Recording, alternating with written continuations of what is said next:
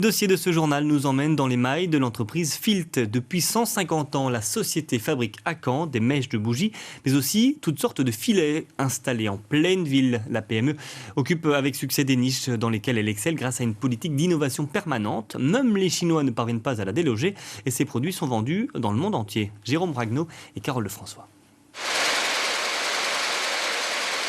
Ça tresse, ça tricote et ça coud.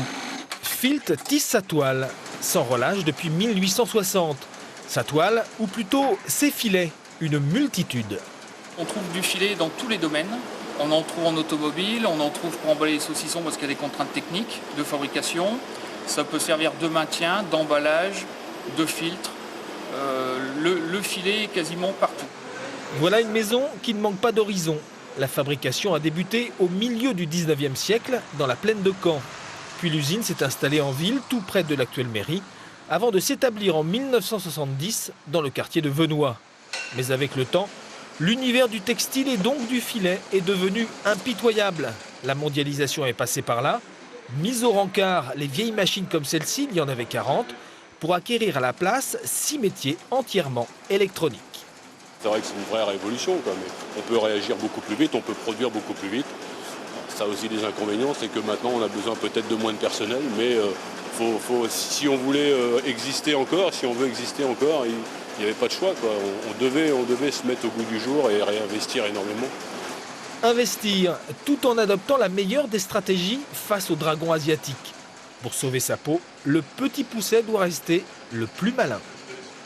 Alors nous, on s'est spécialisé sur les petites séries avec des délais courts et des exigences extrêmes. Le produit en gros volume, on le laisse aux Chinois. Et on ne va pas se bagarrer là-dessus.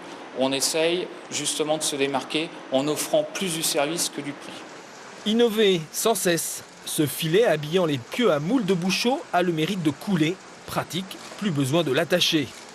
Beaucoup plus élaboré, le filet porte-bébé. L'ancien modèle est déjà très apprécié au Japon où il s'en vend des milliers. Le nouveau a été entièrement repensé, 100% made in Caen.